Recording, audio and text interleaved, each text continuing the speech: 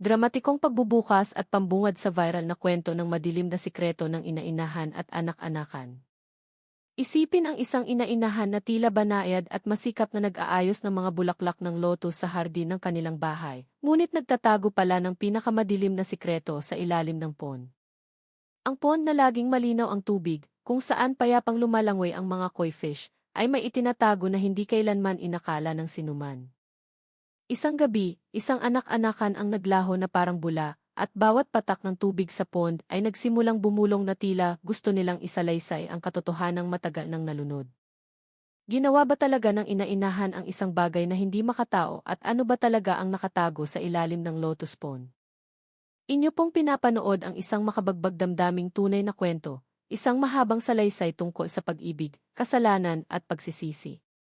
Ngunit bago tayo pumasok sa kwentong ito na tiyak na magpapahirak sa inyo na matulog ngayong gabi, huwag kalimutang i-click ang subscribe button, i-activate ang bell, at mag-iwan ng komento kung saan kayo nanonood at ano ang inyong nararamdaman ngayon. Ang kwentong ito ay maaaring magpabago ng inyong pananaw sa isang lotus pond magpakailanman. Nang gabing iyon, ang Maynila ay tila mamasa-masa at tahimik, parang isang lungsod na nagpipigil ng hininga. Ang orasan sa opisina ng Manila Police District, DI, ay nagpapakita ng alas 11:30 ng gabi. Gayunpaman, ang duty room ay maliwanag pa rin sa lamig at hindi kaaya-ayang ilaw ng neon lamp. Si Patrolman Ray Arman, ang batang opisyal na nagbabantay noong gabing iyon, ay halos makatulog na sa kanyang upuan nang biglang naputol ang katahimikan ng tunog ng telepono. Ang boses ng isang may edad na babae sa kabilang linya ay nanginginig ngunit pilit na pinapakalma. Ipinakilala niya ang sarili bilang Aling Celia Nolasco at sa boses na pinipigilan ng pagkabalisa, sinabi niya na ang kanyang pamangkin, si Ardy Salazar, 16 na taong gulang, ay 3 araw nang hindi umuwi. Sa simula, inakala ni Arman na ito ay isa lamang ulat tungkol sa isang teenager na naglayas dahil nagalit sa magulang, isang pangkaraniwang bagay na madalas niyang naririnig gabi-gabi. Ngunit may kakaiba sa tono ng babae. Isang bagay na nagpatayo ng kanyang balahibo. Hindi lamang ito pag-aalala, kundi isang halo ng takot at galit. Ipinaliwanag ni Aling Celia na si Ardy ay nakatira sa Forbes Park, Makati, kasama ang kanyang ama, si Don Simon Salazar, at ang kanyang ina-inahan, si Madam Elena de Guzman. Sinabi niya na ang pamilya ay nagsasabing naglaya si Ardy dahil napagalitan tungkol sa online gaming. Ngunit may pakiramdam siya na may hindi tama. Kilala ko si Ardy, sir, mahinang sabi niya. Hindi siya ang tipong tataka sa bahay. Palagi siyang nagpapaalam, palaging nagpapadala ng mensahe. Ngayon, patay ang cellphone niya. Tahimik ang lahat ng social media account niya, parang naglaho na lang. Mabilis na nagsulat si Arman sa kanyang logbook, ngunit ang kanyang isip ay umiikot sa huling pangungusap ng babae. May kakaibang panginginig sa kanyang boses nang banggitin niya ang pangalang Madam Elena de Guzman. Para bang ang pangalan mismo ay may dalang bigat ng isang mahabang kwento na hindi niya naisalaysay. Tinanong niyang muli, sinusubukang kumpirmahin. Huminga ng malalim si Aling Celia bago sumagot, wala akong ebidensya, pero kilala ko ang babaeng iyan. Si Elena ay sobrang kalmado, sobrang perpekto. At simula nang pumasok siya sa bahay na iyon, hindi na talaga ngumiti si Ardy. Biglang lumamig ang duty room. Lumunok si Arman, sumulat ng isang maliit na tala sa sulok ng pahina, posibilidad ng pagkakasangkot ng ina-inahan, kailangan ng masusing investigasyon. Nang sandaling iyon, bumukas ang pinto ng kwarto. Pumasok si Police Major Kiko Reyes, ang opisyal na nakaduty noong gabing iyon, may hawak na isang tasa ng kape. Kalahati na ang kanyang mata sa antok. Ano yan, man? Tanong niya. Maikli ang sagot ni Arman. Ulat ng nawawalang bata, Major. Pero hindi mukhang ordinaryong kaso. Ang perpektong katahimikan sa Forbes Park. Kumunot ang noo ni Major Reyes, tinitigan ang piraso ng papel sa kamay ng kanyang subordinate. Nang mabasa niya ang address ng Forbes Park, bahagyang umangat ang kanyang kilay. Mayamang lugar, mahina niyang bulong, at pagkatapos ay inutusan si Arman na magsulat ng formal na ulat upang ihatid sa resmob unit kinabukasan ng umaga. Ngunit bago isara ang telepono, muling narinig ang boses ni Aling Celia. Sa pagkakataong ito, mahina at basag. Sir, pakiusap, wag ninyong isipin na naglayas lang ito. Sinasabi ng puso ko na wala na si RD. Pagkatapos nito, naputol ang koneksyon, nag-iwan ng isang kakaibang mahabang katahimikan sa maliit na silid. Tinitigan ni Major Reyes si Arman sandali at pagkatapos ay inilapag ang kanyang kape nang hindi nagsasalita. Alam nilang dalawa na bihira magkamali ang pakiramdam ng isang ina o ng isang tiyahin. At nang gabing iyon, sa pagitan ng tunog ng mga kulisap at ng maumidong hangin ng Maynila, isang madilim na bagay ang nagsimulang gumalaw ng dahan-dahan, sumasali sa kwento ng buhay ng pamilya Salazar. Isang kwento na iayanig sa buong lungsod ilang linggo ang lumipas. Ang umaga sa Forbes Park ay laging mukhang isang postcard. Ang malamig na hangin, ang manipis na ulap at ang hanay ng mga malalaking bahay na nakatayo ng marangal sa likod ng matataas na bakod. Ngunit para kay Major Reyes, ang umagang iyon ay hindi kasing ganda ng tila. Dala niya ang folder ng ulat ng nawawala sa pangalan ni RD Salazar, isang 16 na taong gulang na hindi pa nakakauwi sa loob ng 3 araw. Ang huling pangungusap ni Aling Celia ay umalingaw pa rin sa kanyang tainga, sinasabi ng puso ko na wala na siya. Bandang 8:00 ng umaga, ipinarada ni Reyes ang sasakyan ng serbisyo sa harap ng malaking bahay na may kulay puting ivory na may maliit na nakasulat sa bakod, Salazar Residence. Ang hardin sa harap ay maayos na inayos. Sa gitna nito, ang lotus pond na kumikinang ang tubig, sumasalamin sa sikat ng araw. Lahat ay mukhang payapa, halos perpekto. Ngunit alam ni Reyes na ang katahimikan na masyadong maayos ay madalas nagtatago ng isang bagay. Ang pinto ay binuksan ng isang babaeng malambot ang mukha at eleganteng tingnan. Magandang umaga, sir. Ako po si Elena de Guzman, sabi niya na may magalang nangiti na tila si nanay sa harap ng salamin. May maitutulong po ba ako? Ang pagbisita sa kwarto ng nawawala. Nagpakilala si Reyes at pagkatapos ay kalmadong sinabi, gusto naming magtanong tungkol sa inyong anak. Nakatanggap kami ng ulat mula sa pamilya na hindi pa siya nakakabalik. Saglit na nanigas ang mukha ni Elena, ngunit mabilis niyang nakontrol ang sarili at muling ngumiti. Mukhang may kaunting misunderstanding lang, sir. Gusto lang talagang mapag-isa ng bata. May pagkamudi pa, minsan mahirap hulaan. Ang kanyang tono ay malumanay, ngunit sobrang kalkulado, parang isang taong matagal nang naghanda ng mga salitang iyon. Tiningnan ni Reyes ang paligid ng bahay nang papasukin siya. Ang sala ay sobrang linis at makintab.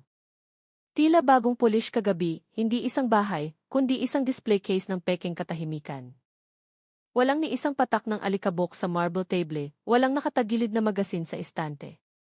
Lahat ay parang steril. Sa silid na iyon, naghihintay si Don Simon Salazar, isang lalaking may edad na at pagod ang mukha, may hawak na tasa ng kape. Ako ang ama ni RD, sabi niya. Sigurado ako na galit lang ang anak ko, sir. Isang maliit na problema lang, bumaba ang grade niya sa eskwela. Pinagbawalan ko siyang sumali sa gaming tournament. Nagtampo siya at umalis. Umupo si Elena sa tabi ng kanyang asawa. Sinubukan ko po siyang kausapin ng maayos, mahina niyang sabi. Pero umiiwas siya. Siguro dahil hindi ako ang kanyang tunay na ina. Eksaktong oras bumagsak ang kanyang luha, sobrang akma para tawaging aksidente. Maingat na nagmamasid si Reyes. Nakita na niya ang ganoong klaseng pag-iyak sa interrogation room. Ang pag-iyak na hindi nagmumula sa sakit, kundi sa perpektong kontrol. Maaari ba naming makita ang kwarto ni RD? Tanong niya. Mabilis siyang sumagot. Aba, sir. Tuloy po kayo. Umakyat sila sa ikalawang palapag. Matataas na kisam, makintab na marble floor. Ang amoy ng air freshener ay pumuno sa hangin, amoy bulaklak ng lotus, tulad din sa hardin sa harap. Ang kwarto ni RD ay nasa dulo ng koridor. Nang buksan ang pinto, napahinto si Reyes. Ang kwarto ay sobrang linis para sa isang teenager.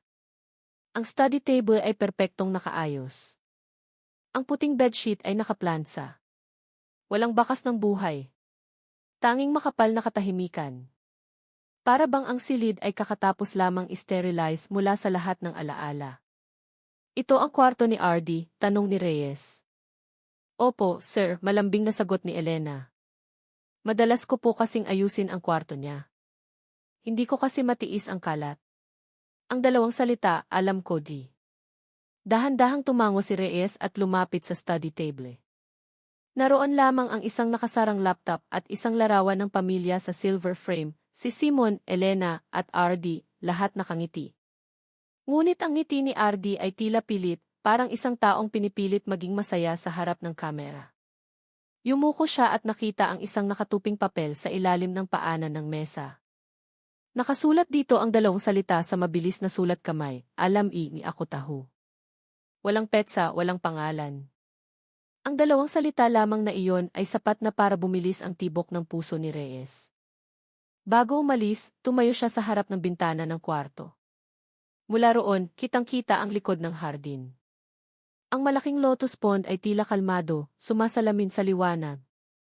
Ngunit sa gilid ng pond, may nakita si Reyes na bakas ng mas madilim na lupa, parang kakakalkal lang at tinakpan ulit. Tinitigan niya ang lugar na iyon ng matagal at pagkatapos ay muling tiningnan si Elena na nakatayo sa pinto na may malambot na ngiti. Salamat po, Madam Elena. Don Simon, magalang niyang sabi. Ipapadala namin ang ulat na ito sa resmob para sa paghahanap. Makakaalis na po ako. Yumuko si Elena. Salamat po, Sir Police. Sigurado po ako na magiging maayos ang lahat. Nang lumabas si Reyes at dahan-dahang sumara ang bakal na gate sa likod niya, dumampi sa kanyang mukha ang malamig na hangin ng umaga. Tumayo siya sandali, tinitigan ang name-plate ng Salazar Residence. Lahat ay mukhang payapa. Sobrang perpekto. At dahil doon, alam ni Reyes na may isang bagay na sobrang mali sa likod ng kagandahan ng bahay na iyon. Pagsisimula ng investigasyon. Dumating ang manipis na ulan sa Maynila noong hapon na iyon na nagpalubha sa lamig sa paligid ng ihi. Umupo si Major Reyes sa kanyang opisina, tinitigan ang maliit na tala na nakita niya sa kwarto ni RD. Dalawang simpleng salita na patuloy na umiikot sa kanyang ulo, alam ko. Ang mga salitang iyon ay tila susi sa isang bagay na mas malaki. Tiningnan niya ang maliit na mapa ng Forbes Park. Minarkahan niya ng pula ang lokasyon ng bahay ng pamilya Salazar. Sa ilalim nito, sumulat siya ng isang pangungusap gamit ang itim na pen, ano ang alam ni RD. Nagpasya si Reyes na magsimula sa pinakamalapit na bilog. Ang mga kaibigan ni RD. Inutusan niya ang dalawa niyang tauhan, sina Arman at Patrolman Lucky, na maghanap ng impormasyon mula sa paaralan ni RD.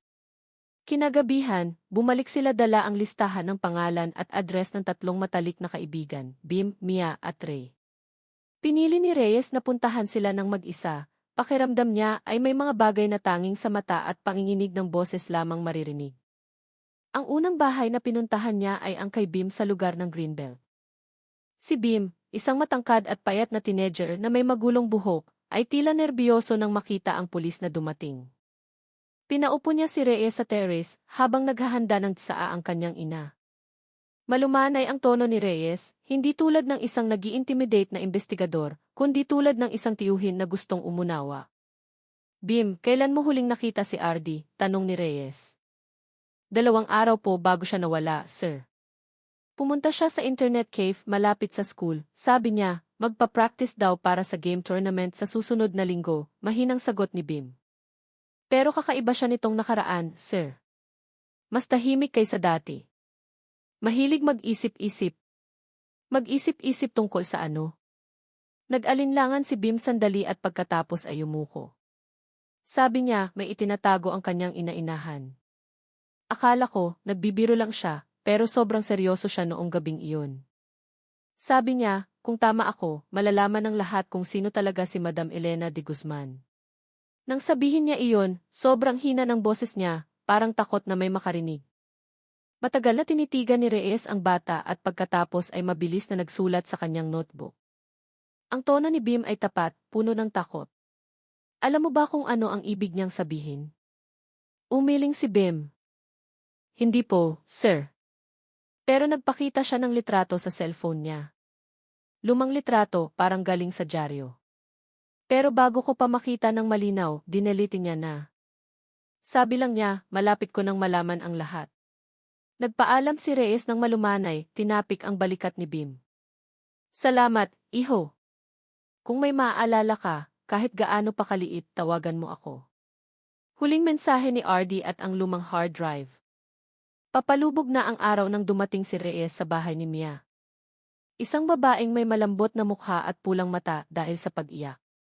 Siya ang girlfriend ni RD simula noong grade 1-0. Ang maliit nilang bahay ay nasa gilid ng daan, puno ng amoy ng basang kahoy.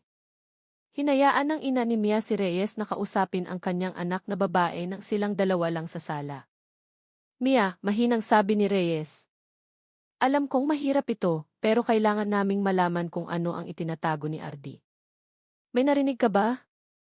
Kinagat ni Mia ang kanyang labi, sinusubukang pigilan ang pag-iyak. 2 araw po bago siya nawala, nagpadala siya ng mensahe sa akin, 1:00 ng gabi. Sabi niya, may importanteng bagay siyang sasabihin kinabukasan ng umaga. Pero ang huling mensahe na natanggap ko, hindi galing sa kanya, sir. Tinitigan siya ni Reyes ng matalim. Hindi galing sa kanya? Iba po ang estilo ng pagsasalita. Karaniwan, tinatawag niya akong bosil bata na may nakakatawang emoji. Pero ang mensahe na iyon ay matigas. Sabi lang, kailangan ko ng oras mag-isa. Huwag mo akong hanapin. Alam kong hindi siya ang nagsulat. Bumagsak ang kanyang luha, ngunit ang kanyang boses ay nanginginig pa rin ng malakas. Hindi niya ako iiwan ng ganoon. Sigurado ako. Itinala ni Reyes ang mga salitang iyon at pagkatapos ay tiningnan ang dingding ng sala. May litrato roon ni Mia at RD na tumatawa sa school garden. Sa larawan na iyon, si RD ay mukhang masaya, sobrang buhay. At dahil doon, lalong lumakas ang pakiramdam ni Reyes. Isang masamang bagay ang nangyari sa bata.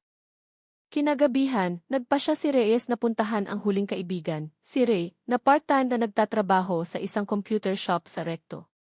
Sa tindahan na iyon, ang puting neon light ay maliwanag na nakasindi, ang amoy ng solder at bagong plastik ay pumuno sa hangin. Mukhang nerbiyoso si Ray nang ipakita ni Reyes ang kanyang May itatanong lang ako, sabi ni Reyes. May sinabi ba sa iyo si RD kamakailan? Tiningnan ni Ray ang paligid, sinigurado na walang ibang tao. Pumunta si RD sa shop 2 araw bago siya nawala. Humingi siya ng tulong sa akin na buksan ang isang lumang hard drive. Sabi niya, galing daw sa laptop ng kanyang namatay na ina. Seryoso si Reyes. Mula sa kanyang ina? Tumango si Ray. Opo. Sabi niya, nakita niya sa bodega ng bahay. Pero nang isaksak namin, corrupted ang mga file. Isa lang ang nabuksan. Isang file ng litrato. May babaeng kahawig ni Madam Elena pero mas bata, at sa likod niya, may lalaking hindi ko kilala. Mabilis na nagsulat si Reyes. May kopya ka pa? Emailing si Ray. Wala na po, sir. Agad niyang pinabura sa akin ang lahat. Sabi niya, hindi pa raw panahon. Noong sandaling iyon, maputla ang mukha niya pero ang kanyang mata ay parang isang taong kakakita lang ng isang malaking katotohanan. Pagsasama-sama ng mga puzzle piece. Lalong gumagabi. Bumalik si Reyes sa kanyang opisina, dala ang 3 testimonya na parang mga puzzle piece. Pinagsama niya ang lahat sa whiteboard. Naghihinala si RD na may itinatago si Elena. May lumang litrato mula sa dyaryo o hard drive. Ang huling mensahe ay posibleng hindi ipinadala ni RD. Matagal na nakatayo si Reyes sa harap ng board. Mabilis na umikot ang kanyang isip. Dahan-dahan, ang mga piraso ay nagsimulang bumuo ng isang anino. Isang batang lalaki na hindi sinasadyang nagbukas ng sikreto ng nakaraan ng kanyang ina-inahan. Isang bagay na sapat na mapanganib para siya ay mawala. Ang hangin sa gabi ay umihip sa kortina ng office window. Tumigil na ang ulan, ngunit ang amoy ng basang lupa ay nakadikit pa rin sa hangin. Tumingin si Reyes sa labas ng bintana patungo sa daan na nabasa ng natitirang ulan. Sa malayo, ang mga ilaw ng Maynila ay kumikislap ng dahan-dahan, parang pagod na mga bituin. Sa kaibuturan ng kanyang puso, alam ni Reyes na hindi na ito simpleng kaso ng nawawalang bata. Ito ang simula ng isang bagay na mas madilim. Isinara niya ang kanyang notebook, pinatay ang ilaw ng kanyang kwarto, at bumulong ng mahina bago lumabas, tila nakikipag-usap sa kanyang sarili. RD, ipinapangako ko na ibubunyag ko ang lahat ng itinago mo. Ang lihim sa garut at ang pangalan ni Rina. Ang umaga sa Maynila ay tila mas malamig kaysa dati. Ang manipis na ulap ay nakabalot pa rin sa mga daan nang mas maaga sa lahat si Major Reyes sa opisina. Halos hindi siya natulog noong nakaraang gabi. Ang kanyang isip ay patuloy na umiikot sa mga salita mula sa tatlong kaibigan ni Ardi. Lahat ng thread na hawak niya ay tila patungo sa isang pangalan, Elena de Guzman. Tinitigan niya ang whiteboard sa harap niya. Sa gitna nito, ang litrato ng pamilya Salazar, at sa ilalim, isinulat niya sa makapal na pula, sino ba talaga si Elena de Guzman? Nagpasya si Reyes na hanapin ang nakaraan ng babae. Ayon sa residence file, si Elena ay ipinanganak sa Garut, West Java, Indonesia, noong 1987. Lumipat siya sa Maynila mga 7 taon na ang nakalipas, hindi nagtagal pagkatapos magpakasal kay Don Simon Salazar, isang kilalang mayaman at generous na property developer. Bago iyon, walang gaanong tala tungkol sa kanya, tanging isang malabong paglalarawan, biyuda. Ang asawa ay namatay dahil sa aksidente sa trabaho. Ang mga salitang iyon ay nagpahinto kay Reyes sandali. Ang kanyang instinct ay bumulong na may hindi tama sa likod ng maikling pangungusap na iyon. Nakipag-ugnayan siya sa isang kasamahan sa Garut Police, si Chief Inspector dito, upang humingi ng tulong sa pagsubaybay sa mga lumang tala. Dito, kailangan ko ng kumpletong data tungkol sa isang babae na nagngangalang Rina Dewanti, ang lumang pangalan ni Elena sa Indonesia, mga 5 hanggang 7 taon na ang nakalipas. Nanirahan siya sa lugar ng Tarogong, isang lugar sa Garut. May ulat ng pagkamatay ng kanyang asawa noong panahong iyon. Sa kabilang dulo ng telepono, narinig ang boses ni Dito na puno ng sigasig. Sige, Major Reyes, hahanapin ko sa mga lumang archive. Kung swerte, baka may file pa sa work accident section. Ibinaba ni Reyes ang telepono at tumingin sa labas ng bintana. Nagsimula ng sumikat ang araw, ngunit ang hangin ay mabigat pa rin. Nagsindi siya ng sigarilyo, isang lumang ugali na karaniwan niyang iniiwasan sa opisina. Rina, mahina niyang bulong. Ano ang tinatago mo sa lahat? Ang kaso ng life insurance. Dumating ang balita mula sa Garut tanghali. Tumawag si Dito na may bahagyang pag-aalinlangan sa kanyang boses. Major, nakita ko na ang file. Ang pangalan ng biktima ay Budi Pracoso, edad 35. Construction worker. Ang petsa ng insidente ay Mayo 18, 2016 na itala bilang aksidente sa trabaho. Nahulog mula sa 3th floor habang nagkakabit ng roof frame. Mabilis na nagsulat si Reyes. May saksi. Mayroon, Major. Ilang kasamahan sa trabaho. Pero ang interesante, Major, may statement na noong panahong iyon, nakasuot ng safety harness si Budi. Hindi dapat basta-basta mahulog. Mayroon ding karagdagang ulat mula sa project technician na nagsasabing naputol ang safety rope. Ngunit sinabi ng resulta ng investigasyon na luma na ang lubid. Kumunot ang noo ni Reyes. Pero nakita ko ang litrato ng lubid na iyon, Major, sobrang bago para tawaging luma. At ang asawa niya, si Rina Dewanti. Siya ang unang nag-ulat, Major. Pumunta sa istasyon ng pulis habang histerikal na umiiyak. Sabi niya, namatay agad ang kanyang asawa. Ngunit ang kakaiba, 2 araw lamang pagkatapos ng libing, umalis siya sa Garut nang walang paalam. Walang pamilya ang nakakaalam kung saan siya nagpunta. At isa pa, Major, inayos ni Rina ang pera ng insurance at kabayaran mula sa contractor company. Ang halaga ay halos 500 milyong rupiya, katumbas ng ilang milyon sa piso. Natahimik si Reyes. 500 milyong rupiya ay hindi maliit na halaga para sa isang biyuda ng construction worker. May hinala ba noong panahong iyon? Mahinang sagot ni Dito. Mayroon. Pero hindi kailanman napatunayan. Walang ebidensya ng sabotahe. Ang kaso ay isinara bilang purong aksidente. Nagpasalamat si Reyes at ibinaba ang telepono. Ngunit sa loob niya, may isang bagay na nanginginig. Lahat ay sobrang maayos, sobrang mabilis. Ang pagbisita kay Don Simon. Kinagabihan, mag-isang umupo si Reyes sa kanyang office na may dim na ilaw. Tiningnan niya ang digital archive na ipinadala ni Dito. May black and white na larawan ng pinangyarihan, mga piraso ng steel frame, naputol na lubid, at ang katawan ng biktima na tinakpan ng puting tela. Sa kanang sulok ng larawan, may isang taong nakatayo sa likod ng police line, nakasuot ng mahabang itim na damit. Nakayuko ang mukha. Rina Dewanti. Ang mukha na iyon ay pareho pa rin, mas bata lang, walang mamahaling make-up, walang ngiti na karaniwan niyang ipinapakita sa piling ng mga elite ng Forbes Park. Matagal na tinitigan ni Reyes ang larawan at pagkatapos ay inilagay sa tabi ng pinakabagong larawan ni Elena. Dalawang magkaparehong mukha, ngunit dalawang magkaibang mundo. Kinabukasan, nagpa siya si Reyes na makipagkita kay Don Simon Salazar. Magalang siyang sinalubong ng lalaki. Kahit pagod ang mukha. Major Reyes, may balita ba tungkol kay Ardi? Tanong niya na may tono ng pag-asa.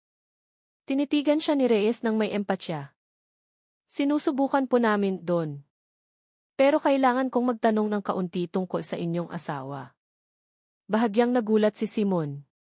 Si Elena. Bakit? Para kumpletuhin ang data, Don. Alam ba ninyo ang tungkol sa kanyang nakaraan bago ninyo siya pinakasalan? Nagbigay ng pilit ng ngiti si Simon. Major. Biyuda siya. Namatay ang una niyang asawa sa isang construction project, aksidente sa trabaho. Nagkwento si Elena nang magsimula kaming maging malapit. Hindi ako nagtanong ng masyado. Ang nakaraan ay nakaraan. Ganoon ang sabi niya. Inobserbahan ni Reyes ang kilos ni Simon. Ang lalaki ay mukhang tapat ngunit hindi rin alam ang lahat. Nagpakita ba si Elena ng anumang senyales ng takot, kaba o pagtatago? Umiling si Simon. Hindi. Si Elena ay isang malakas at maalalahanin na babae. Minsan, pakiramdam ko ay swerte ako na napangasawa ko siya matapos mawala ang una kong asawa. Inalagaan niya ako, kahit si Ardi, bagaman hindi sila palaging magkasundo. Maikling itinala ni Reyes at pagkatapos ay mahinang nagtanong. Naalala ba ninyo kung kailan ninyo huling nakita si Elena bago nawala si Ardi? Nag-isip si Simon. Umuwi ako noong gabing iyon bandang 9:00. Nasa kusina si Elena, sabi niya, naghahanda siya ng juice. Nasa kwarto si Ardi. Dumiretso ako sa taas, at pagkatapos noon, hindi ko na alam kung ano ang nangyari. May sandaling katahimikan. Kitang-kita ni Reyes ang pagkakasala sa mata ni Simon. Kahit hindi pa alam ng lalaki ang lahat. Pagkatapos magpaalam, hindi agad bumalik si Reyes sa opisina. Huminto siya sa isang maliit na cave sa Malete, binuksan ang kanyang laptop at tiningnan muli ang larawan. May isang bagay sa mukha ng babae na nagpagulo sa kanya, hindi lang lamig, kundi pagkalkula. Sumulat siya sa kanyang digital note, Elena de Guzman ay posibleng sangkot sa pagkamatay ng unang asawa. Motibo, pera, insurance. Pattern, maayos, walang bakas. Maaaring natuklasan ni Ardi ang koneksyon sa pagitan ng lumang kaso at ng kasalukuyang buhay. Isang babala sa gabi. Isinara ni Reyes ang laptop, huminga ng malalim. Sa kanyang trabaho, madalas siyang makakita ng mga taong nagbabago dahil sa pera, paghihiganti o pag-ibig. Ngunit may isang bagay tungkol kay Elena na iba. Hindi lamang ito ambisyon, kundi isang kakayahan sa panlilinlang na sobrang banayad, parang isang taong sanay ng magpanggap. Nang gabing iyon, nakatanggap si Reyes ng mensahe mula sa isang hindi kilalang numero. Isang maikling pangungusap lang, kung patuloy mong huhukayin ang nakaraan ni Elena de Guzman, magsisisi ka. Ang mensahe ay walang pangalan ng nagpadala, walang profile. Biglang humaba ang katahimikan. Tanging ang tunog ng orasan ang kasama ni Reyes, habang tinititigan ang screen ng kanyang telepono na may mabilis na tibok ng dibdib. Sa unang pagkakataon sa investigasyon na ito, naramdaman niya ang isang bagay na bihirang maramdaman niya, takot. Ngunit sa likod ng takot na iyon, may desisyon na lalong tumitigas. Dahil habang mas marami siyang nakikita, mas nagiging malinaw na ang pagkawala ni Ardi ay hindi aksidente. Alam ni Reyes na ang gabing iyon ay ang simula ng paghahanap sa katotohanan na magpapabago ng lahat. Ang araw ng pond inspection. Ang langit ng Maynila ay kulay maputlang abo nang iparada ni Major Reyes ang kanyang sasakyan sa harap ng bahay ng pamilya Salazar. Halos isang linggo na mula nang ideklara na nawawala si Ardi, at ang kapaligiran ng bahay ay tila mas tahimik kaysa dati. Ang itim na gate ay sarado, ngunit mula sa siwang ng bakod, nakikita pa rin ni Reyes ang lotus pond sa gitna ng hardin. Ang tubig nito ay kumikinang ng payapa. Sobrang payapa. Tila may itinatago. Dahan-dahan siyang kumatok sa pinto. Hindi nagtagal, narinig ang tunog ng mga yabag at isang matandang lalaki ang nagbukas ng pinto. Magandang umaga, Sir Police, bati ng lalaki na may maanghang na boses. Wala po si Madam Elena, pero kung gusto ninyong makita si Don Simon, nasa likod po siya. Nakilala ni Reyes ang mukha. Kiko, Filipino version of Wawan po, di ba? Ang hardinero dito. Tumango ang lalaki ng magalang. Opo, sir. Nagtrabaho na po ako rito mula noong bata pa si Ardi. Umiti si Reyes ng may kabaitan. Kung ganoon, maaari ba akong tumingin sa likod ng hardin sandali? May maliit lang akong bagay na gustong kumpirmahin. Tila nag-alinlangan si Kiko at pagkatapos ay tumango. Sige po, sir. Ang lihim na paka ng koi fish. Naglakad sila sa gilid ng pasilyo patungo sa likod ng hardin. Ang lotus pond ay mukhang maganda mula sa malayo. Ang mga bulaklak ay namumukadkad sa ibabaw ng maberde-berdeng tubig. Ngunit nang lumapit si Reyes, may kakaibang amoy ang tumusok sa kanyang ilong, hindi amoy bulok, kundi pinaghalong putik at chemical. Ang tubig ay sobrang linaw para sa isang ordinaryong pond. Sa tabi ng pond, nakatayo ang isang maliit na kubo, isang upuan na kahoy, at isang asul na plastik na balde na tinakpan ng tela. Sa tabi nito, may mahaba at metal na sandok. Tinanong ni Reyes, para saan ang balde na iyan, Manong Kiko? Mukhang nerbiyoso si Kiko. Para po sa pagkain ng isda, sir. Si Madam Elena po ang gumagawa. Opo, sir. Sabi niya, may espesyal na timpla para mabilis lumaki ang mga isda. Minsan, gumagawa siya sa likod ng kusina. Tumutulong lang po ako sa pagkuha ng tubig at paghalo. Yumuko si Reyes, pinagmamasdan ang mga malalaking koi fish na dahan-dahang lumalangway sa ilalim ng tubig. Ang kulay ng kanilang katawan ay maliwanag, ngunit ang kanilang paggalaw ay mabagal. Ang kanilang tiyan ay tila nakakabitin, parang nagdadala ng mabigat na sikreto sa loob ng tubig. Kailan pa regular na nagpapakain ng isda si Madam Elena ng mag-isa? Mahina niyang tanong. Ilang buwan pa lang po, sir. Dati po, ako ang nag-aalaga. Pero pagkatapos madalas mag-away si Ardi at ang madam, madalas na siyang pumupunta mag-isa sa pond. Itinala ni Reyes ang pangungusap na iyon sa kanyang ulo. Ang wood chipper at forensic team. Pagkatapos ay nagtungo siya sa likod ng terrace at nagpasalamat. Umupo si Don Simon na may pagod na mukha, nakatingin sa hardin ng walang laman. Don Simon, bati ni Reyes. Gusto kong malaman ang kaunti tungkol sa mga ugali ni Madam Elena. Tiningnan siya ni Simon, malungkot ang kanyang mga mata. Si Elena ay gusto ang katahimikan. Sabi niya, ang pond na iyon ang lugar kung saan siya kumakalma. Minsan, nakaupo siya ng maraming oras doon, nagpapakain ng isda habang nakikinig ng musika. Madalas ba roon si Ardi? Huminga ng malalim si Simon. Dati, opo. Pero nitong nakaraan, hindi na. Madalas silang nagtatalo. Minsan, sinabi ni Ardi na hindi niya gusto ang masamang amoy mula sa pond. Akala ko, palusot lang ng isang teenager. Bumili ba si Madam Elena ng kakaibang bagay, chemical o bagong kagamitan? Nag-isip si Simon. Bumili siya ng makinang panggiling ng sanga, wood chipper, noong nakaraang buwan, sabi niya, para raw sa hardin. Pero hindi ko na pinansin. Itinala ni Reyes, wood chipper, gawang bahay na pagkain ng isda, sobrang linaw na pond, lahat ay nagsisimulang kumonekta. Hihilingin ko na dumating ang forensic environmental team upang kumuha ng sample ng tubig at putik sa pond para lang makasiguro. Mukhang nalilito si Simon. Forensic. Hindi ba ito simpleng kaso lang ng nawawalang bata? Mabagal siyang tinitigan ni Reyes. Minsan, ang katotohanan ay nagtatago sa mga lugar na hindi natin inaasahan doon. Kinagabihan, lihim na dumating ang forensic team upang hindi makaakit ng atensyon ng mga residente. Kumuha sila ng tubig at putik. Habang nagmamasid si Reyes, itinaas ng isa sa mga opisyal ang isang maliit na lambat, may isang bagay na nakasabit sa pagitan ng ugat ng lotus, isang maliit na piraso ng kulay abong tela na tila isang punit ng damit. Matagal na tinitigan ni Reyes at inilagay sa evidence bag. Ipadala ito sa labi. Ang AC at ang simula ng pagpatay. Malapit na ang gabi nang umalis si Reyes sa bahay na iyon.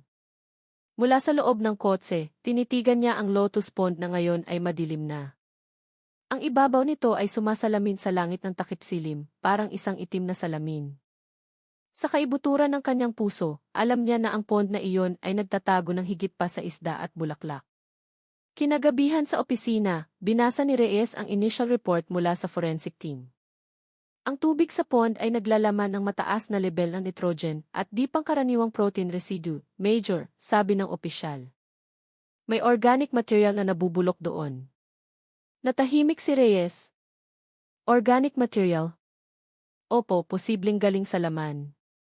Pero hindi pa namin matukoy ang uri. Kailangan pa ng assay analysis. Tinitigan ni Reyes ang resulta ng test sa kanyang kamay. Halos hindi marinig ang kanyang boses. Ipagpatuloy. Gusto ko ang resulta sa pinakamabilis na panahon. Pagkatapos umalis ng lahat, mag-isa siyang umupo sa office na binabalutan ng ulan. Ang tunog ng patak ng tubig na tumatama sa salamin ay parang bulong na tumatawag sa kanya, pabalik sa lotus pond na iyon. Tinitigan niya ang litrato ni RD sa mesa. Ang mukha ng teenager ay inosenteng ngumiti, puno ng buhay. Ano ba talaga ang nangyari sa iyo, iho, bulong niya. Sa labas, patuloy ang pag-ulan, at sa puso ni Reyes, may isang bagay na dahan-dahang nalulunod, ang pakiramdam na ang sagot na hinahanap niya ay naghihintay sa ilalim mismo ng tahimik na tubig ng lotus pond. Ang kumpirmasyon at ang pagbabantay. 3 araw pagkatapos kumuha ng sample mula sa lotus pond, ang umaga sa Maynila ay tila malamig at maulap. Mas maaga si Major Reyes sa opisina kaysa karaniwan. Mula noong nakaraang gabi, ang kanyang isip ay puno ng parehong tanong. Itinatago ba talaga ng tubig ng pond ang sikreto ng pagkamatay ni RD? Umupo siya sa kanyang kwarto, tinitigan ang litrato ni RD sa mesa na may tingin ng isang ama na nawawalan. Sa labas ng bintana, ang manipis na ulap ay tumatakip sa bubong ng gusali, at ang tunog ng mga yabag ng forensic staff ay narinig mula sa koridor. Hindi nagtagal, kumatok sa pinto.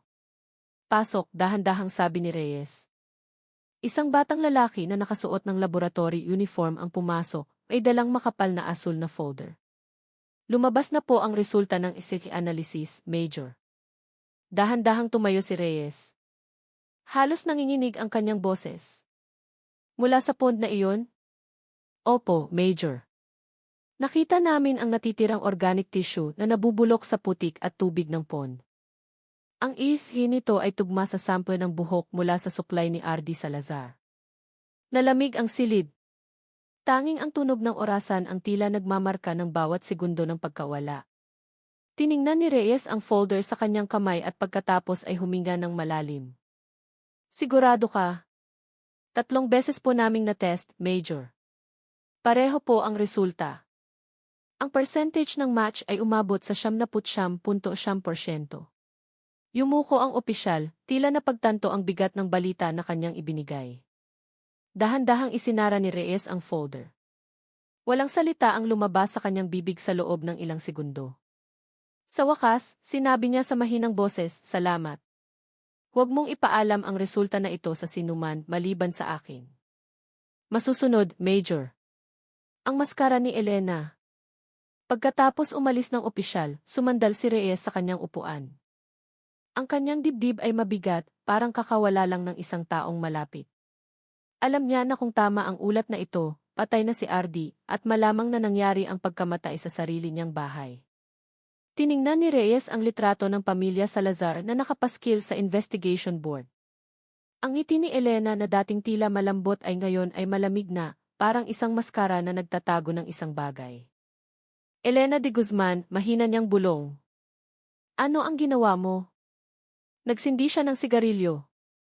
Ang usok ay dahan-dahang umakyat sa pagitan ng liwanag ng umaga. Sa kanyang buhay bilang investigador, marami na siyang nakitang malupit na kaso. Ngunit sa pagkakataong ito, may isang bagay na nagpaiba rito. Siguro dahil teenager ang biktima, o dahil ang pinaghihinalaan niya ay isang ina-inahan.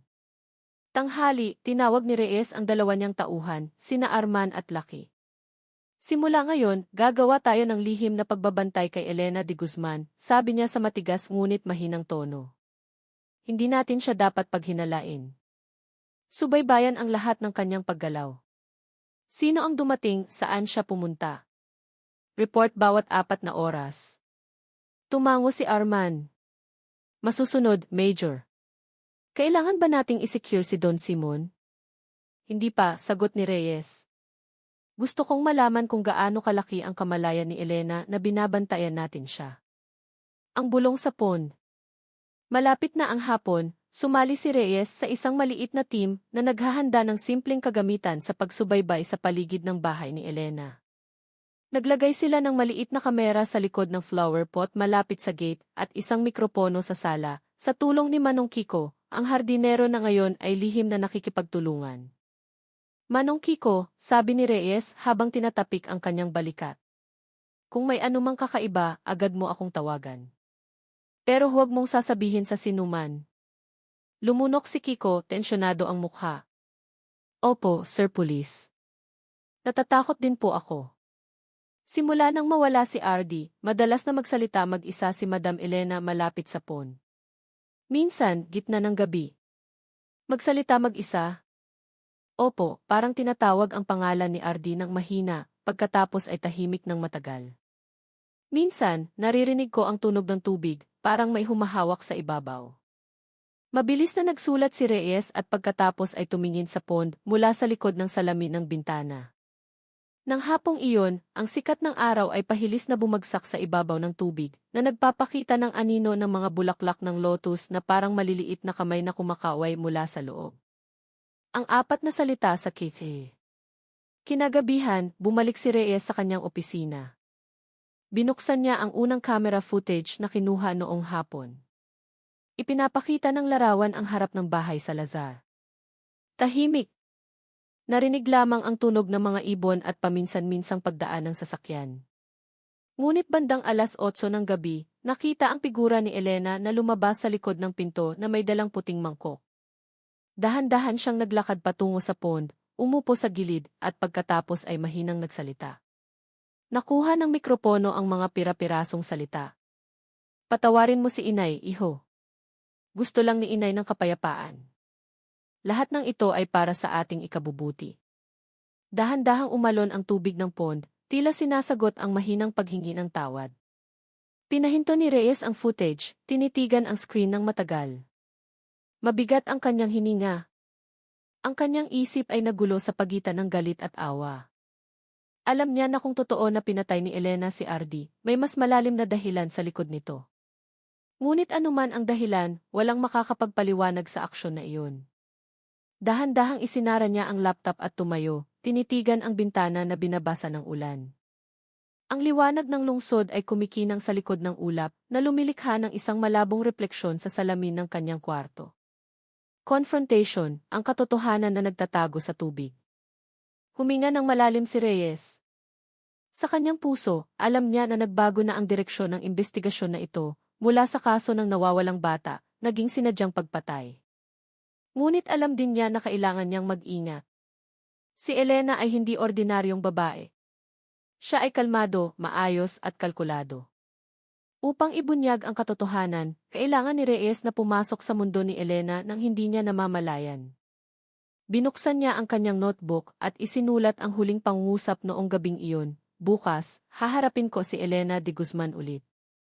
Sa pagkakataong ito, hindi bilang pulis, kundi bilang tao na gustong malaman kung bakit nagawang maging mamamatay tao ang isang ina-inahan.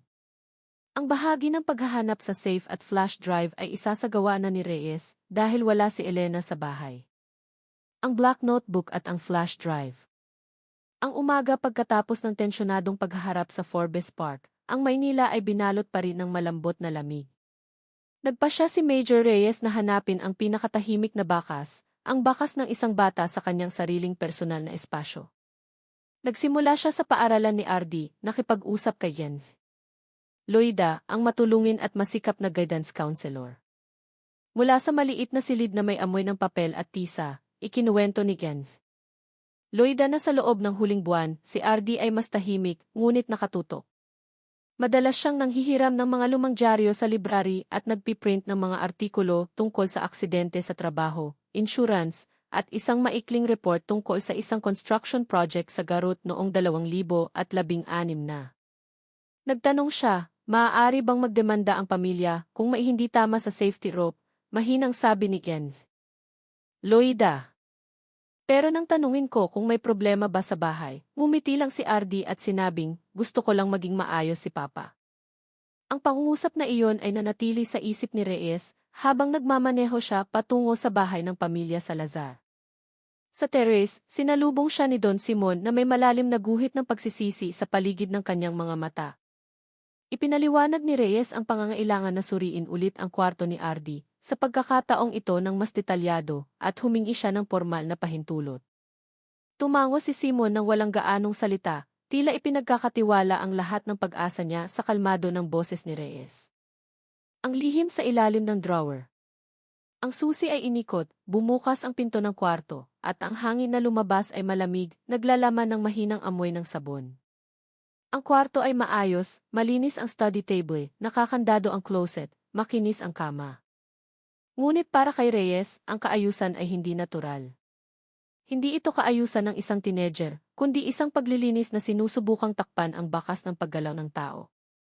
Dahan-dahan siyang naglakad, hinawakan ang sandalan ng upuan, tiningnan ang frame ng litrato ni RD at Mia sa isang school event, at pagkatapos ay matagal na tumayo sa harap ng bintana, hinahayaan ang liwanag na pumasok ng pahilis. At kasabay nito, binubuksan ang kanyang mga mata sa alikabok na sumasayaw.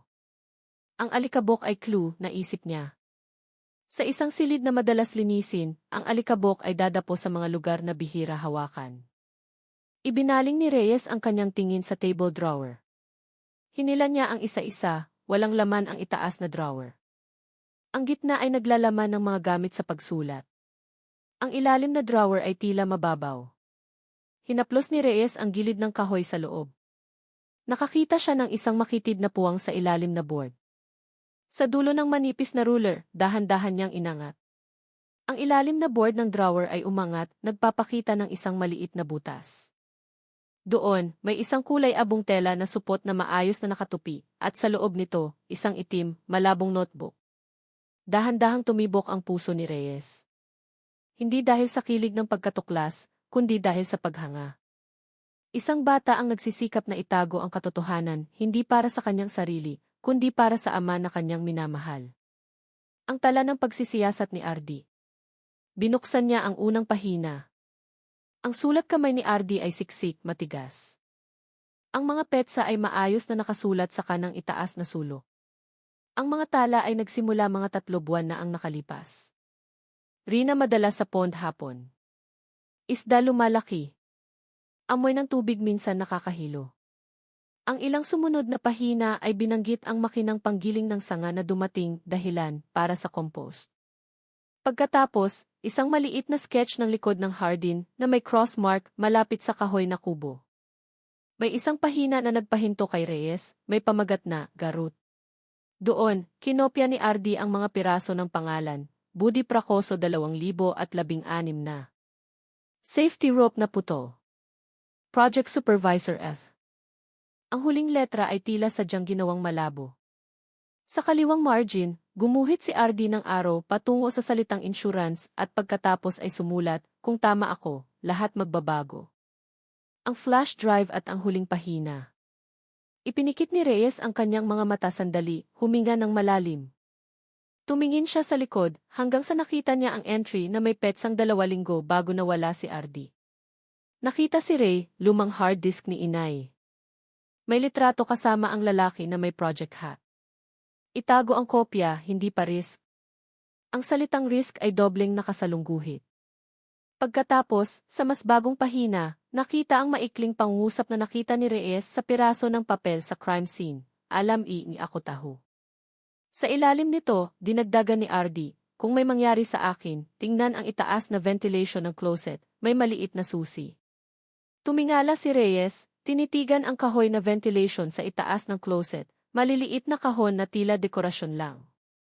Humingi siya ng pahintulot kay Don Simon, humiram ng bangko, at maingat na inalis ang isang ventilation slot. Mula sa likod ng madilim na butas, hinawakan ni Reyes ang isang malamig na bagay, isang maliit na brass key na binalutan ng plastic, at sa tabi nito, isang itim na 16 na EE flash drive na may nakasulat na marker, 2016 na. Sa likod ng flash drive, may maliit na sticker na halos naglaho na, isang handwritten timeline, Mayo, Hunyo 2016 na. Bumaba siya, inilagay ang mga nakita sa mesa, kinuhanan ng litrato ang bawat hakbang para sa dokumentasyon, gumawa ng simpleng listahan ng ebidensya, at hiniling kay Don Simon na pirmahan bilang saksi. Sa loob ng cover ng notebook, nakakita si Reyes ng isang maliit na bulsa ng papel na naglalaman ng isang punit na resibo mula sa isang garden equipment store na may petsang 1 buwan na ang nakalipas, wood chipper Series S, at latex gloves.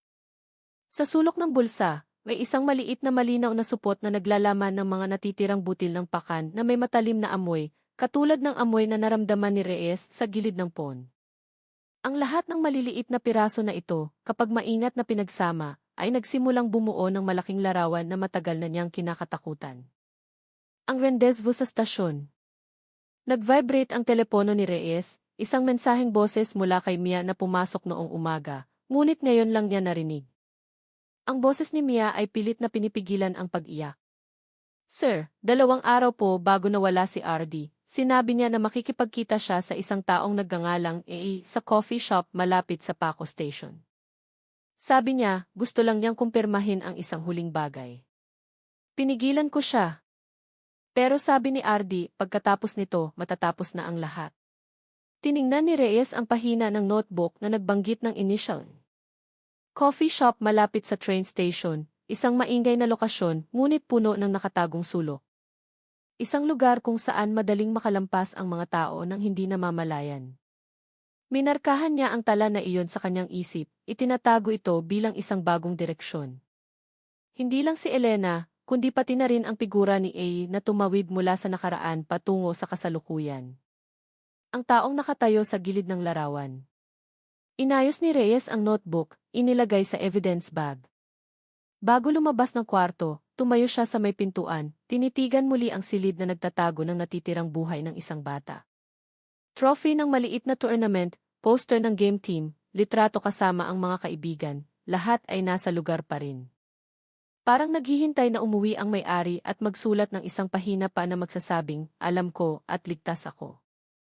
Sa sala, ipinaliwanag ni Reyes ang kanyang mga nakita kay Simon sa isang boses na pinipigilan upang manatiling malinaw. Nakikinig si Simon na may walang laman na tingin, ang 2 kamay ay nakakuyom sa kanyang tuhod. Nang banggitin ni Reyes ang flash drive na may markang A2016 na at ang tala tungkol kay A, ang balikat ni Simon ay dahan-dahang nanginginig. Tila ang kanyang katawan ay ngayon lang napagtanto ang bigat ng katotohanan na papalapit. Ang tanga ko, Major Reyes, sabi niya, ang kanyang mga mata ay basang-basa ngunit tumatangging pumatak. Inakala ko na nagre-rebelde lang si RD, pero pinoprotektahan niya pala ako. Dahan-dahang tinapik ni Reyes ang likod ng kamay ni Simon. Dadalin namin ang lahat ng ito sa lab at susuriin ang laman ng flash drive gamit ang forensic protocol, Don. Aalamin din namin kung sino si E na nakalista dito at susuriin ang kiki sa paligid ng Paco Station sa parehong petsa. Ang awit at ang ripple sa tubig. Habang tumatayo si Reyes para magpaalam, isang matandang kapitbahay ng pamilya, si Aling Rosa, ang dumaan sa harap ng bakod at sinubukang bumati. Nang makita si Reyes, lumapit siya at bumulong, Sir Police, mahalaga man o hindi, 3 gabi na ang nakalipas, bandang 11:00. Nakita ko si Madam Elena na nakaupo sa gilid ng pond habang dahan-dahang umaawit ng lulabi. May puting balde sa tabi niya. Akala ko nagpapakain ng isda, pero kakaiba ang pakiramdam, sir. Pagkatapos noon, umalon ang tubig ng pond kahit hindi malakas ang hangin. Nagpasalamat si Reyes, mabilis na nagsulat at pagkatapos ay muling tinitigan ang tahimik na hardin sa likod. Ang katahimikan na nagtatago ng mga maliliit na boses mula sa pahina ng notebook, mula sa ventilation ng closet, mula sa voicemail ng isang dalagita, lahat ay ngayon ay pumila patungo sa isang punto. Isang pagkikita sa istasyon, isang lumang litrato, isang pond na sobrang linaw, at isang inainahan na sobrang maayos na ngumiti. Bago niya paandarin ang kotse, binuksan ni Reyes muli ang huling pahina ng notebook ni RD. May isang linya na nakasulat ng pahilis, tila nagmamadali. Kung huli akong umuwi, wag mong sisihin si Papa. Ang hinahanap mo ay nasa taong sanay ng tumayo sa gilid ng litrato, ang taong laging nakatayo sa gilid. Ipinikit ni Reyes ang kanyang mga mata, dahan-dahang inikot ang pangungusap na iyon. Ang taong nakatayo sa gilid ng larawan at marahil ay gilid din ng katotohanan na matagal na nilang hinahanap. Nang hapong iyon, nakipag-ugnayan si Reyes kina Arman at Lucky. Isang team ang inatasan na i-secure at kopyahin ang laman ng flash drive gamit ang forensic protocol. Ang isa pang team ay naghanap ng TV footage sa lugar ng Paco Station ayon sa tinatayang petsa. Samantala, nagplano si Reyes na makipagkita muli kay Elena. Sa pagkakataong ito, may dalawang simpleng tanong ngunit matalas. Sino si Ihi, at bakit ang kanyang bakas ay laging nasa gilid ng anumang bagay na mukhang perpekto? Ang lalaki sa gilid ng station. Kinagabihan, ang langit ng Maynila ay kulay matandang abo. Parang pinipigilan ang ulan at ang sikreto sa hangin. Umupo si Major Reyes sa forensic room, tinitigan ang monitor na nagpapakita ng mga file mula sa flash drive na may markang A2016 na. Ang unang file ay naglalaman ang 12 ng larawan ng construction project sa Garut, steel frame, worker's helmet, logo ng Mandalakaria Construction Company, at isang larawan na nagpatuwid kay Reyes. Isang lalaking nakasuot ng kulay abong project hat na nakatayo sa gilid ng grupo ng mga worker. Sa likod ng anino ng kanyang mukha, nakilala ni Reyes ang parehong linya ng panga sa isang tao sa lumang file, Margo Wicaksono, ang lumang pangalan ni E. Ang field supervisor na nagtrabaho sa ilalim ng SV Mandalakaria at binanggit sa kaso ng aksidente sa safety rope noong 2016 na. Nawala si Margo matapos isara ang investigasyon dahil sa kakulangan ng ebidensya. Ngayon, ang letrang A sa diary ni RD ay nagsisimulang magkaroon ng anyo. Kinuha ni Reyes ang lahat ng kopya ng file at nagtungo patungo sa Paco Station. Lalong lumalim ang dilim. Ang mga ilaw ng platform ay nagbigay ng malambot na dilaw na kulay. Naglakad siya sa pagitan ng amoy ng bakal, alikabok, at tunog ng sipo ng tren. Tinitigan ang bawat sulok na may kalmado na nagtatago ng tensyon sa kanyang dibdib. Ang anino ni Rina. Sa maliit na cave malapit sa timog na pinto, kung saan binanggit ni Mia na nakipagkita si RD, isang batang barista ang naaalala ang mukha ng teenager na dumating 2 linggo na ang nakalipas. Umupo siya sa sulok. May dalang laptop, nakipagkita sa lalaking nakasuot ng kulay abong jacket at project hat. Sandali lang silang nag-usap pagkatapos lumabas muna ang teenager.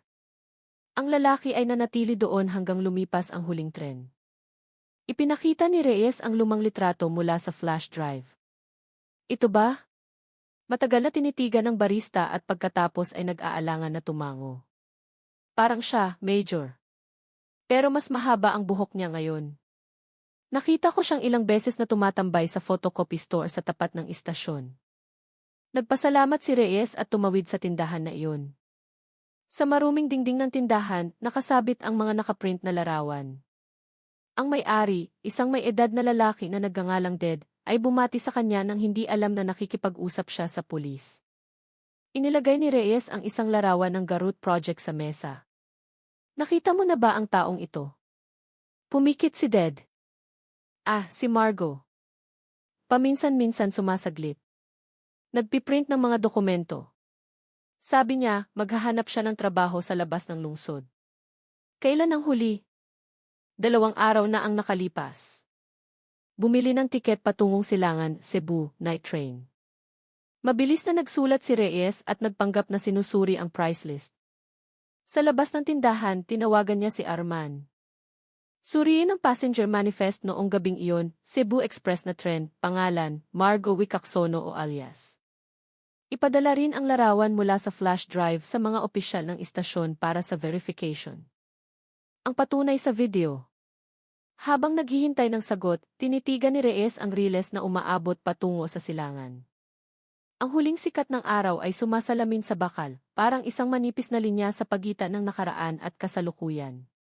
Sa kanyang isip, nakita niya si RD na nakaupo sa upuan ng cave na iyon, tinitigan ang lalaking may kulay abong hat habang hawak ang parehong flash drive. Ang bata ay maaaring hindi na malaya na ang pag-uusap noong araw na iyon ay ang huling bakas niya. Nagring ang telepono. Nagulat si Arman. May pasahero na gumamit ng alias Mahendra Wijaya. Pero ang mukha ay kahawig ni Margo sa kikis ng pinto ng pasukan. Nakakuha rin kami ng video clip mula sa kamera ng ticket booth. Mukha siyang nerbiyoso, madalas lumingon sa likod. Kumunot ang noo ni Reyes. Ipadala ang video clip na iyon. Gusto kong malaman kung may ibang tao na sumusunod sa kanya. Ilang minuto ang lumipas, natanggap ang file. Sa footage, nakita ni Reyes si Margo na nakasuot ng kulay abong jacket at project hat, may dalang maliit na bag. Ngunit ang umakit ng kanyang atensyon ay hindi si Margo, kundi ang figura ng isang babae na nakatayo ng malayo sa likod. Bahagi ng mukha ay natatakpan ng maskara. Mula sa anggulo ng kamera, nakita ang itim na buhok na hanggang balikat at isang pilak na pulseras sa kaliwang pulso. Nakilala niya ang pulseras na iyon. Nakita na niya ito sa kamay ni Elena de Guzman noong nagkita sila sa Forbes Park. Ang dalawang patong ng katotohanan. Ilang beses na binalik-balik ni Reyes ang footage. Ang neon light ng istasyon ay sumasalamin sa pulseras, sapat na malinaw upang kumpirmahin na nandoon nga si Elena noong gabing iyon. Ang tanong, sinundan ba niya si RD o si Margo? Isinara ni Reyes ang laptop, huminga ng malalim. Habang mas maraming katotohanan ang lumalabas, mas lalo siyang nakakaramdam na tila nakatayo siya sa gilid ng bangin. Lalong gumagabi. Umupo siya sa bangko ng platform, itinala ang lahat ng posibilidad sa isang maliit na notebook. Sa malayo, ang night train patungo sa Cebu ay dahan-dahang dumaan. Ang mga gulong nito ay nag-uumpisa, parang isang mahabang bulong na nagpapaalala kay Reyes sa tunog ng oras.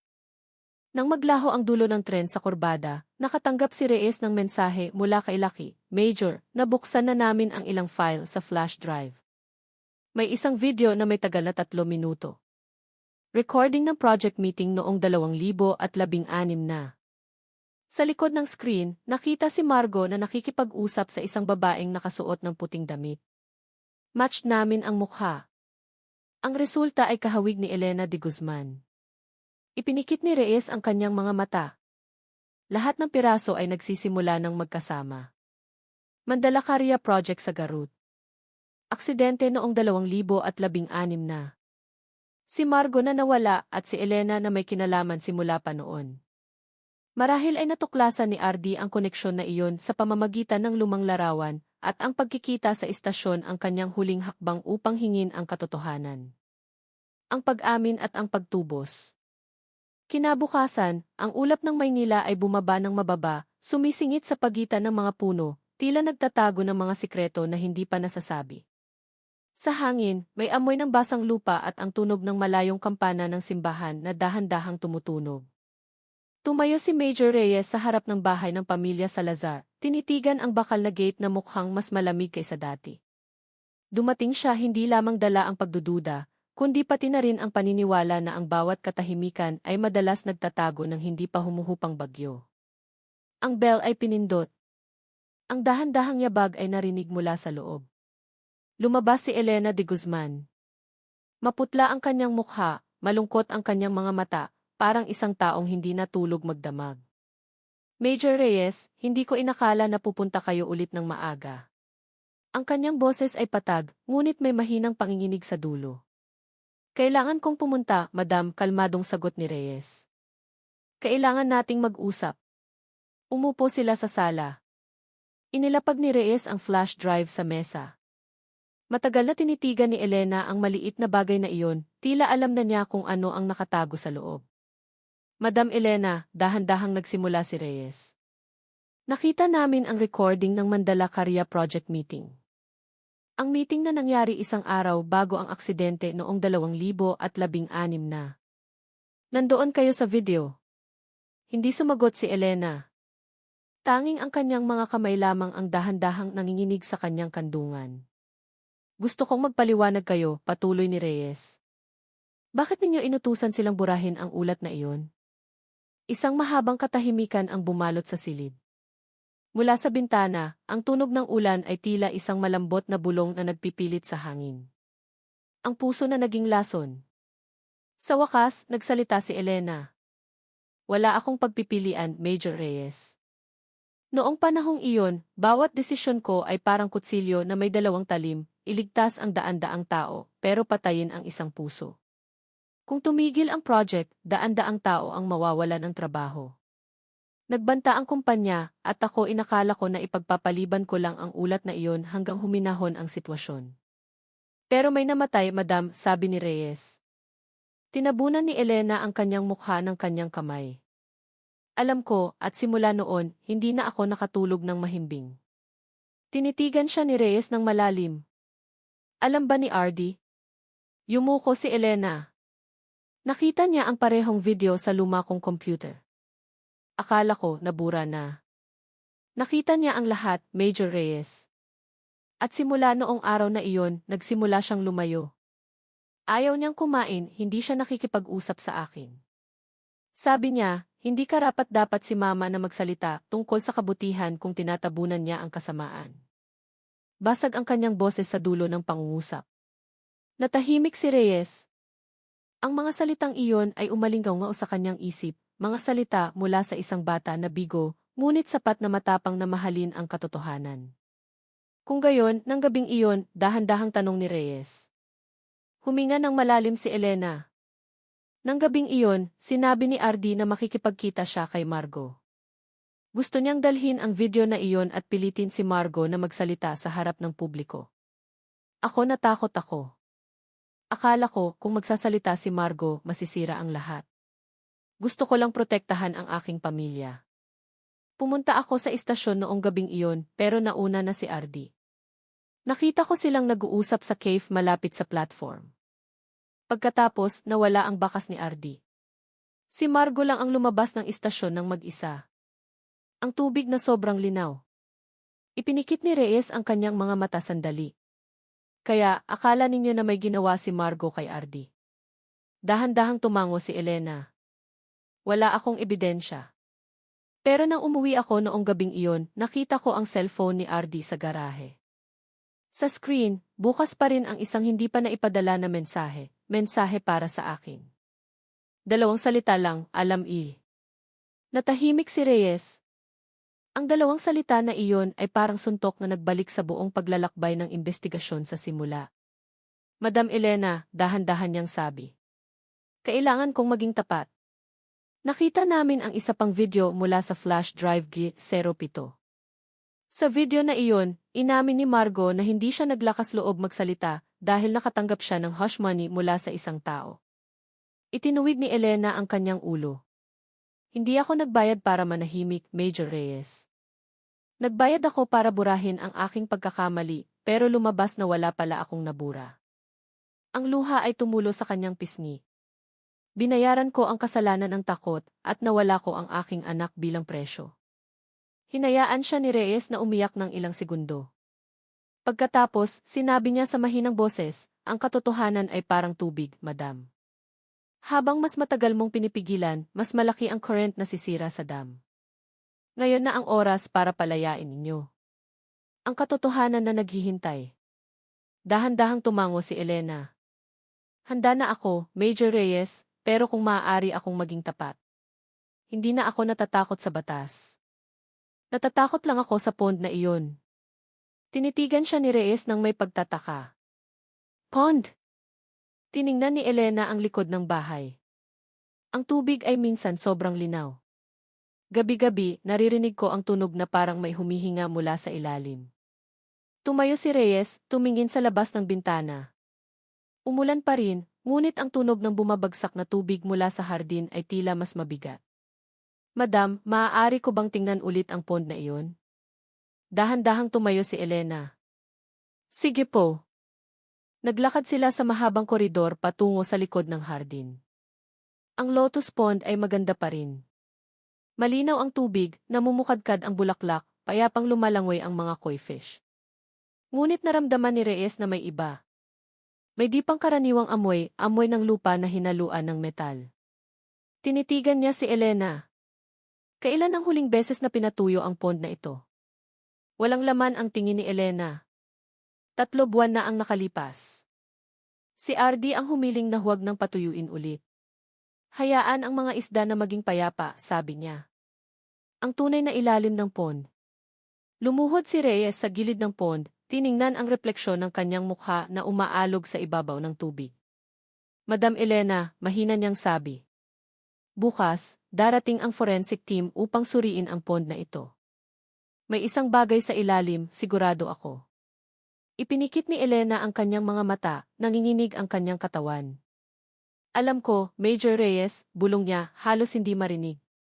At handa na akong marinig ito. Tumayo si Reyes, tinitigan ang pond na iyon minsan pa. Ang tubig ay tila payapa pa rin. Ngunit ngayon, alam niya na ang katahimikan na iyon ay isang maskara lamang. Sa kanyang puso, bumulong siya, ang katotohanan ay hindi nangangailangan ng oras, madam. Naghihintay lang ito ng taong sapat na matapang upang tignan ito ng walang takot.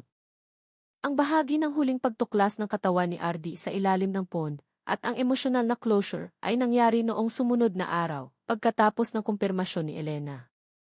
Ang pangako ni Reyes ay natupad na. Ang katapusan, kapayapaan sa ilalim ng tubig. Kinabukasan ng umaga, ang ulap ng Maynila ay bumaba ng mababa. Ang simoy ng hangin ay may dalang amoy ng basang lupa at bulaklak ng lotus na ngayon ay tila may kakaibang kalungkutan. Police Major Kiko Reyes ay nakatayo sa tabi ng Lotus Pond sa likod ng Salazar Residence. Ang tubig, na dating sobrang linaw, ay ngayon ay dahan-dahang pinapatuyo ng forensic team na nakasuot ng hazmat suit. Si Madam Elena de Guzman at Don Simon Salazar ay nakaupo sa terrace, magkatabi, tahimik at walang laman ang tingin. Matagal nang nawala ang pilit ng ngiti ni Elena. Ang kanyang mukha ay purong pagkawala at pagsisisi. Nang halos patag na ang tubig at lumabas ang putik, tumawag ang forensic supervisor. Major, may nakita kaming malaking plastic bag na binalutan ng sako at may nakakabit na chain sa blades upang panatilihin itong nakalubog. Dahan-dahang naglakad si Reyes. Ang amoy ng chemical at nabubulok na laman ay sumibol sa hangin. Sa putik, isang itim na plastic na supot ang lumabas. Ito ay hinaluan ng putik at mga pinutol na ugat ng lotus, ang organic material na nakita sa test ng IH. Nang buksan ang supot, ang katotohanan ay lumabas kasabay ng mabigat na hininga mula sa lahat. Ang laman na sobrang nalusaw ay sinubukan na burahin gamit ang makinang panggiling ng sanga at matatapang na chemical. Ngunit ang isang bagay ay nanatili, isang maliit na piraso ng buto at isang punit ng damit na tumugma sa sample na nakita sa una. Ang pagsasara ng kwento. Hindi nagbago ang pangalan ni RD Salazar. Ang kanyang kaluluwa ay nakita sa ilalim ng pond na ginamit bilang huling himlayan, ang pond na sobrang minahal ng kanyang ina-inahan para sa kapayapaan, ngunit naging libingan ng kanyang anak-anakan. Nang tanungin ni Reyes si Elena, ang kanyang boses ay patag na. Bakit ninyo ginawa, madam? Kung alam na ninyo na hindi pa umalis si RD mula sa istasyon. Tiningnan siya ni Elena, puno ng luha ang kanyang mga mata. Nang mahanap ko ang phone niya sa garahe, hindi pa nakasend ang mensahe. At nang makita ko ang malaking bakas ng putik sa ilalim ng wood chipper, natakot ako. Natakot ako na malaman ni Simon na nakipagkita ako kay Margo at binayaran ko siya para umalis. Natakot ako na malaman ni Simon ang tungkol sa katotohanan sa Garut. Sinabi ni RD na masisira ang lahat kapag inamin ko ito. Nang gabing iyon, bumalik siya mula sa istasyon. Galit siya. Sinabi niya na magpapakamatay siya at ipapaskil ang lahat ng video sa social media para malaman ng lahat ang kasalanan ko.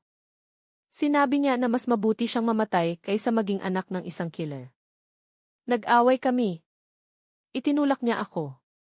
Natumba siya at tumama ang ulo sa gilid ng pond.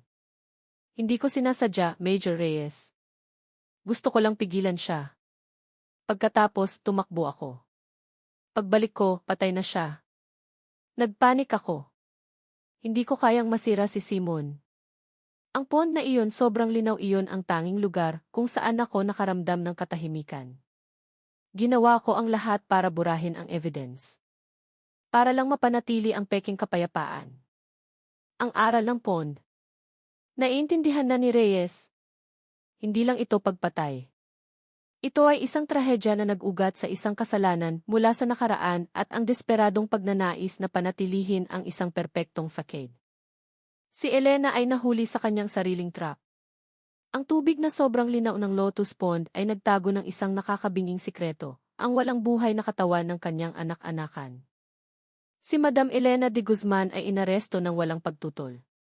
Don Simon Salazar ay nanatili sa terrace, tinitigan ang pond na ngayon ay walang laman, isang simbolo ng walang laman na pangako at durog na katotohanan. Ang balita ay mabilis na kumalat sa Maynila. Ang Forbes Park ay hindi na isang postcard ng kagandahan. Ito ay isang tunay na kwento tungkol sa kung paano ang pag-ibig na nagkukunwari ay maaaring humantong sa pinakamadilim na kasalanan. Ang katotohanan ay lumabas sa wakas. At tulad ng sinabi ni Major Reyes, ang katotohanan ay hindi nangangailangan ng oras. Naghihintay lang ito ng sapat na lakas para itulak ang lahat ng putik patungo sa ibaba.